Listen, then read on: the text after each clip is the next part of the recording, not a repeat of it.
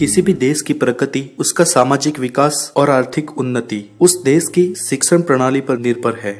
कहते हैं कि अगर किसी भी देश को खत्म करना हो तो उसकी टॉप 5 यूनिवर्सिटीज को खत्म कर दो, वो देश वैसे ही खत्म हो जाएगा। अगर आपको वेस्टर्न्स की प्रोग्रेस को होल्ड करना है तो आप वेस्ट की बड़ी 5 यूनिवर्सिटी को खत्म कर दो, उनकी प्रोग्रेस खत्म हो जाएगी। ब्रिटिश काल में अंग्रेजों ने हमारे साथ यही किया है, ना सिर्फ हमारे साथ बल्कि पूरे कॉमनवेल्थ कंट्रीज के साथ वो यही करते आए थे। अब जरा हमारी एजुकेशन सिस्टम को समझते हैं। हम जब पढ़ाई करते हैं तो हमें एक क्वेश्चन दिया जाता है और उस क्वेश्चन के नीचे उसका विस्तार से आंसर मौजूद होता है। उदाहरण के लिए जानते हैं कि एक सवाल है, ब्रह्मांड के बारे में विस्तार से परिचय दीजिए। इस सवाल का जवाब हमारी ही पुस्तकों में मौजूद होता है और हमें सिर्फ उस जवाब को पढ़ना होता है और उसे याद करना होता है। तो दोस्तों आप ही सोचिए, क्या ये हमारी परीक्षा है या सिर्फ हमारी याद शक्ति की? अगर हमें सवाल दिया जाता है, उसका जवाब भी वहीं पर मौजूद होता है और हमें सिर्फ उसे पढ़कर याद रखना होता है, तो ये तो परीक्षा हमारी याद शक्ति की हुई।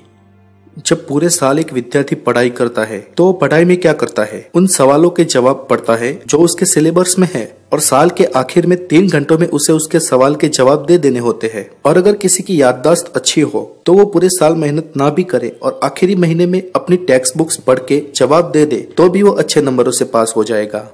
जबकि विदेशों में ऐसा नहीं है। विदेश की कॉलेज और यूनिवर्सिटीज में आपको एक सवाल दे दिया जाता है, जैसे कि ब्रह्मांड के बारे में विस्तार से बताएं। बस एक सवाल ही, उसका जवाब आपको नहीं दिया जाता। जवाब आपको खुद ढूंढना होता है। आप इंटरनेट यूज कर लो, किताबें पढ़ लो, लाइब्रेरी में जाके पढ़ो या आप कुछ भी करो, आपको उस सवाल का जवाब अपने अनुभव और अपनी समझ से बनाना होता है। और जिसका जितना सही और सटीक जवाब, उसके उतने अच्छे मार्क्स। तो दोस्तों इस एजुकेशन सिस्टम में अगर हम देखें तो हमारी क्रिएटिविटी की भी परीक्षा होती है। एक सवाल के लिए हम कई जवाब ढूंढ लेते हैं, इससे हमारा नॉलेज भी बढ़ता है और हमारी बुद्धि का भी विकास होता है। तो आखिर हमारा एजुकेशन सिस्टम ऐसा क्यों है? इसका जवाब है ब्रिटिश राज। दोस्तों ब्रिटिशरों को कॉमनवेल्थ कंट्रीज में राज करना था, इसलिए उस वक्त उनको ज्यादा बुद्धिजीवी लोग नहीं चाहिए थे, लेकिन महज क्लरिकल वर्क कर सके ऐसे क्लर्क उनको चाहिए थे जो उनका हिसाब किताब और पेपर वर्क संभाल सके। इसलिए उन्होंने हमारी गुरुकुल शिक्षण प्रणाली को नष्ट कर दिया और मैकले शिक्षण पद्धति को एक्टिवेट कर दिया और हमारी शिक्षण पद्धति ऐसी ही बनाई जैसे कि पढ़ लिख कर अच्छे क्लर्क पैदा हो। यही कारण है दोस्तों कि आर्यभट्ट और उनके समय से पहले हुए इंडियन वैज्ञानिक मुगल काल और ब्रिटिश काल के बाद कभी नहीं हो सके। और पिछले 500 सालों में इतनी बड़ी तादाद में भारतीय होने के कारण भी हमारा देश कोई विश्व स्तरीय वैज्ञानिक नहीं पैदा कर पाया था। लेकिन दोस्तों खुशी की बात यह है कि आजादी के कुछ दशक बाद हमारी एजुकेशन सिस्टम में सुधार आया और साल 1990 के बाद तो हमारी एजुकेशन सिस्टम में काफी सारे फेरफार किए गए और उसके परिणाम आज हम देख रहे हैं। आज इंडिया में अच्छे साइंटिस्ट पैदा हो रहे हैं और वर्ल्ड को टॉपर युवा धन हम दे रहे हैं। लेकिन अफसोस मात्र इतना है कि आज भी मैकेले शिक्षण पद्धति को भारत से 100% नाबूद नहीं किया गया और ज्यादातर स्कूल तथा कॉलेजेस में पुरानी ही एजुकेशन सिस्टम को चलाया जा रहा है।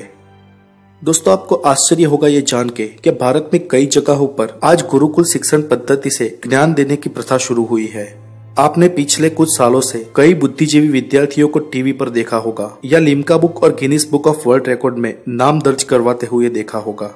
ये सभी विद्यार्थी भारतीय गुरुकुल शिक्षण पद्धति से उत्तीर्ण हुए थे, जो वैदिक गणित, अंक शास्त्र, स्पेस साइंस और चरक संहिता जैसे विषयों में अव्वल होते हैं। आज इसरो इतने कम समय में और बहुत ही निम्न खर्च पर इतनी प्रगति कर रहा है, इसके कारण भी यही है कि वहाँ पर वैदिक गणित का उपयोग किया जा रहा है। दोस्तों अगर आप में से कोई विद्यार्थी है तो मेरा उनसे अनुरोध है कि आप किसी भी सवाल के सिर्फ एक दिए हुए जवाब पर निर्भर ना रहकर खुद अपनी तरफ से उसे खोजने की और जानने की कोशिश करें और नंबर के पीछे बिल्कुल न भागे, क्योंकि किसी भी एक परीक्षा में पास हो जाने से या फेल हो जाने से असल जिंदगी में रत्ती भर का फर्क नहीं पड़ता है। जीवन विद्यार्थी परीक्षाओं से बिल्कुल अलग है। मैंने बड़े बड़े स्कॉलर स्टूडेंट्स को जीवन की परीक्षा में फेल होते हुए देखा है और स्कूल में मध्यम तथा निम्न स्तर के स्टूडेंट्स को जीवन में लगातार ऊंचाइयों की सीढ़ी चढ़ते हुए देखा है। अगर आप आपकी पढ़ाई को एंजॉय करेंगे और कुछ सीखने के मन से एक खोजी की तरह पढ़ेंगे तो मेरा ये दावा है जिंदगी की किसी भी परीक्षा में आप फेल नहीं हो सकते। बोर्ड एग्जाम्स नजदीक आ रहे हैं, इसलिए विद्यार्थियों को मैं अपनी तरफ से ऑल द बेस्ट कहना चाहूंगा और पेरेंट्स को मैं कहना चाहूंगा कि अपने बच्चे में विश्वास रखें और उन्हें सिर्फ काबिल बनाए। प्रगति के पंथ पर तो वो अपने आप ही चल पड़ेंगे।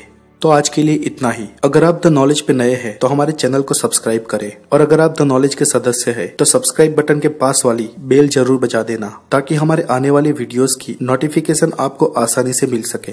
Have a good day, take care.